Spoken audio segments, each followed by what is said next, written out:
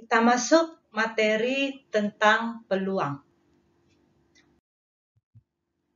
Materi peluang yang akan kita pelajari yang pertama adalah peluang empirik atau biasa disebut dengan frekuensi relatif. Yang kedua, peluang teoritik atau biasa disebut dengan peluang saja.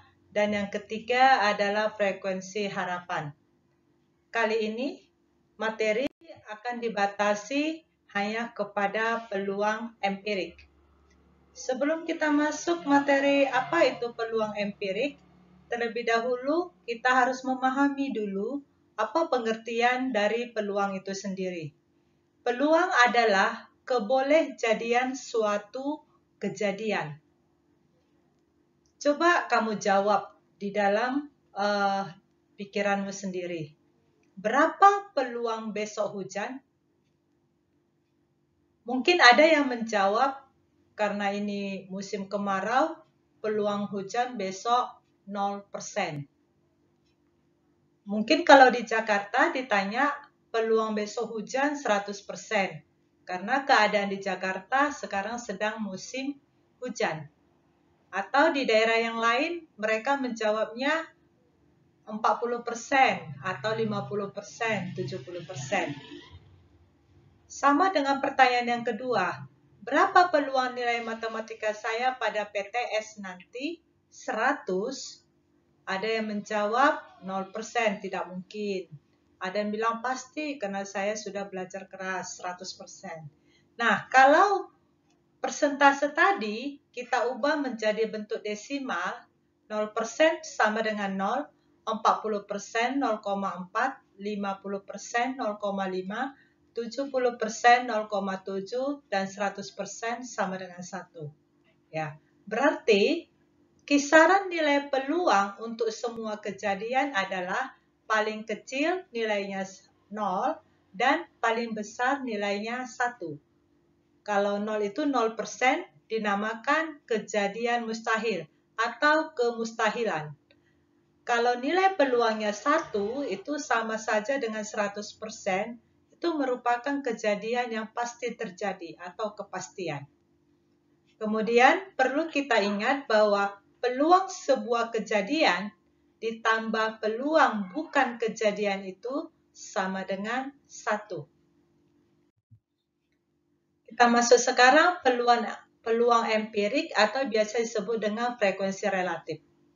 Peluang empirik adalah perbandingan antara frekuensi kejadian terhadap banyak percobaan yang dilakukan.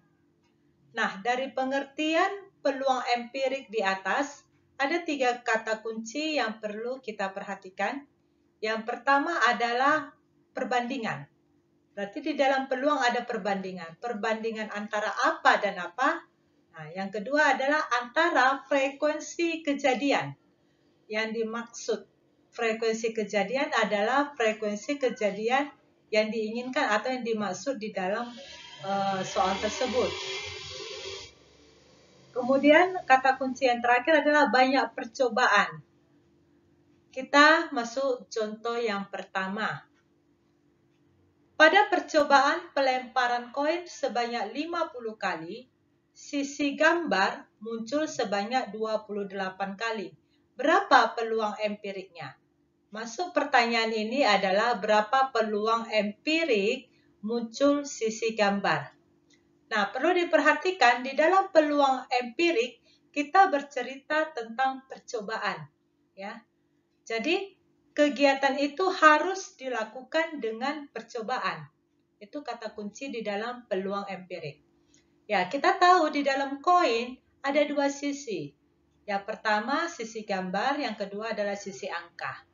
Nah, di sini dikatakan percobaan pelemparan koin itu ada 50 kali. Muncul sisi gambar 28 kali. Berapa peluang empiriknya? Nah, kita jawab peluang empirik itu adalah perbandingan antara frekuensi kejadian dengan banyak percobaan. Nah, frekuensi kejadiannya 28 kali, banyak percobaannya 50 kali. Makanya peluang empirik sama dengan 28/50. disederhanakan menjadi 14/25. Contoh kedua. Pada percobaan penggelindingan dadu sebanyak 100 kali, mata dadu 5 muncul sebanyak 30 kali. Berapa peluang empiriknya? Ya, kita tahu di dalam dadu ada 6 mata, yaitu mata dadu berangka 1, mata dadunya 1, 2, 3, 4, 5, dan 6. Ya. Nah, dikatakan banyak percobaan 100 kali. Muncul mata dadu 5 30 kali. Nah, berapa peluang empirik muncul mata dadu 5 tadi? Ya, peluang empirik adalah perbandingan frekuensi yang muncul terhadap banyak percobaan. Berarti 30 kali muncul, percobaannya 100. Berarti 30/100 disederhanakan menjadi 3/10. Contoh yang terakhir. Pada percobaan pelemparan 2 koin uang logam sebanyak 100 kali, muncul pasangan mata koin sama sebanyak 45 kali. Berapa peluang empirik muncul selain itu? Ya. Ini kita melemparkan koin sekali 2. Ada 2 keping koin dilemparkan sekaligus sebanyak 100 kali. Nah, ketika kita pelemparan, maka kemungkinan muncul mata koin itu bisa sama, yaitu gambar dengan gambar, angka dengan angka, bisa yang berbeda, contoh gambar dengan angka atau angka dengan gambar. Nah, pertanyaannya, ya berapa peluang empirik muncul selain pasangan mata koin itu yang sama tadi? Berarti kita lihat dulu ya, frekuensi kejadian pasangan sama 45 kali.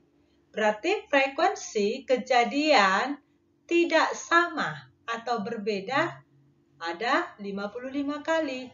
Kenapa? Karena banyak percobaan 100 kali. 100 kurang 45 sama dengan 55. Berarti peluang empirik yang berbeda yaitu sama dengan 55/100. Disederhanakan menjadi 11/20. Demikian peluang empirik. Nah, perhatikan nilai-nilai peluang empirik tadi. Ya, di sini ada 11/20. Ada 3/10. Nah, semua nilai peluang ini berada antara 0 sampai 1. Ya, kalau dibuat dalam bentuk desimal, pecahan ini menjadi bernilai semuanya 0, sekian. Demikian peluang empirik, semoga kamu dapat memahami.